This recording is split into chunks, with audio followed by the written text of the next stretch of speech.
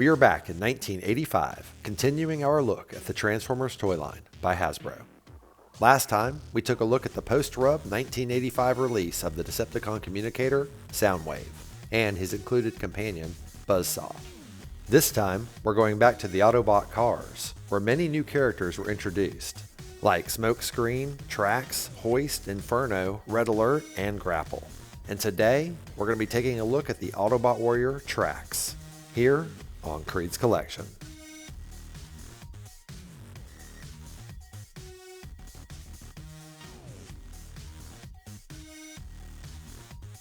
Hey, welcome back to another episode of KREED'S Collection. Today we're taking a look at the Autobot Warrior Trax from the 1985 Transformers toy line by Hasbro. Trax's motto is, "Looking good is what life is all about." And he absolutely loves his Earth vehicle mode of a 1982 Corvette C3, even more than his original robot form. This has caused some of his fellow Autobots to call him a lousy Earth lover, but he just thinks it's because they're all jealous of his good looks. In his Corvette mode, Trax can travel over land at up to 280 miles per hour. However, he also has a mid-transformation mode where wings fold out of his rear fenders.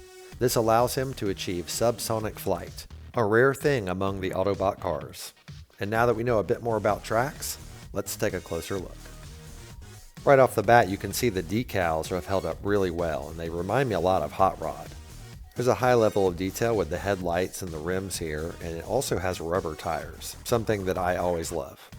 Here on the top, the skylight can actually open up to show that there's a cockpit inside. And back here, this is where you would plug in his weapons when you transform him later. And overall, this is a remarkable model of a 1982 Corvette. It just looks really, really fantastic. The windshield and windows are mildly transparent, so you can see inside. There's the cockpit I was talking about earlier. And to open up the sunroof, you have to pull down and then lift like so.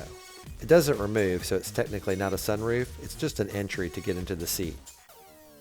The rubber tires here allow for great traction, and you can roll it around really easily, so it's really good. Okay, now we're going to go ahead and transform Trax into his flight mode.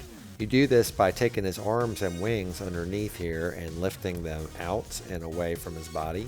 You just kind of pop them loose like that. Once they're there, you want to fold them out to about a 90 degree, and then you want to fold them out where they're flat with the ground. This piece right here gets folded down towards the door, and then you just repeat the process on the other side. Now, once these steps are done, you add on his weapons. So you want to first attach on the back here his missile pack. There's a peg on the bottom of the pack, and you just plug it into the trunk lid like so. Now, once that's done, you plug in his gun on the bottom of the chassis. So you just flip it over. There's a peg hole right there, and you plug the gun in like so. And now you have a fully weaponized, flight-enabled Trax. This makes me think of Mask so much, but I really like it regardless. And I really wish more Transformers incorporated their weapons into their vehicle mode. Alright, now it's time to transform Trax all the way to his robot mode. I'm going to take off his missile pack just to have it out of the way and make it a bit easier. His arms are already out, so now we have to pull out his legs by pulling down on the hood like so. Then you want to take the bottom half and turn it around to face forward. Now, fold the trunk lid and rear window down to reveal his face. Then pull his feet down and then down again. So they snap down, then they can fold down. After that, on his forearms are these small switches you push downward, and that reveals his fists. Now you can put his missile pack back on just by plugging it back where it was in the first place. And that's it. We now have a fully transformed Trax. So it's safe to say that Trax is one of my favorite Transformers of all time. His Corvette mode is so realistic and well done that my older cousin thought he was just a toy car when we were kids. And his robot mode is equally impressive. I really like his red, white, and blue color scheme with a little bit of gold and silver thrown in for accent. His shoulder wings make him look extra unique, and the dual rocket launchers on his back, wow. He looks really aggressive for an Autobot, so much so that I think if you slapped a different color scheme on him, you could easily pass him as a Decepticon. Here's a close-up of Track's face and head, which I think is a really great sculpt. And if you watch the show a lot, you know I'm a big fan of when they have the covering over their mouth like that. The wheels technically being his shoulders looks pretty good in my opinion.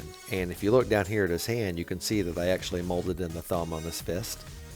And I'm pretty pleased with how well the decals have held up, especially here on his forearms and on his feet. I mean, honestly, a lot of them look brand new. As we come around to the back side, you can see that he's a very clean robot mode. A lot of Transformers hide bits on the back, but not Track's. Now I'll go ahead and take a look at the articulation. So legs have 0. However, he does have a swivel point at the waist, which I love. Now also his arms can swivel up at the shoulder and bend at the elbow. So that actually gives him quite a few points of articulation for Transformers. Let's see, 1, 2, 3, 4, be 5 total points for Track's. Here's a closer look at Track's rifle. The peg here is how you peg it to him in car mode. And if you want to attach it to him in robot mode, you actually slide this groove down on his fist. The gun fires blinding beams of darkness, which is pretty unique. His rocket pack fires 2 incendiary heat-seeking missiles, which is just as awesome as it sounds. But technically they don't fire out. This button here is just to release them. It doesn't shoot. Here's a quick look at the copyright information on Track's lower back. 1980-1984 Takara, made in Japan.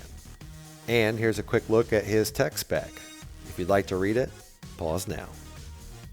Before we move forward, I just wanted to point out that there was a red variant of Track's released in the United States, but I'm glad I got the regular blue one because I just think he looks way better.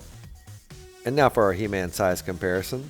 He-Man and Track's actually aren't too different in size. But you know, I have to admit, I don't recall ever crossing over He-Man and Transformers when I was a kid. It was really just mostly my G.I. Joe and Star Wars figures going into all the other worlds. Thank you so much for taking the time to watch my toy retrospective for Track's from the 1985 toy line, Transformers by Hasbro. I remember going to Fred's when I was 9 or 10 years old and seeing Track's on the shelf in the toy department. And I had enough money saved up with my allowance, so I didn't hesitate to snap him up. And I still consider it a good decision. If you enjoyed the video, please leave a thumbs up. And if you have any thoughts, please leave a comment. I love reading and responding to them. And while you're at it, if you haven't already, please consider subscribing. I'd really appreciate it, and it would help my channel grow. I do a retrospective on a toy from my vintage collection every Wednesday, so hope to see you next week and every week after, here on KREED'S Collection.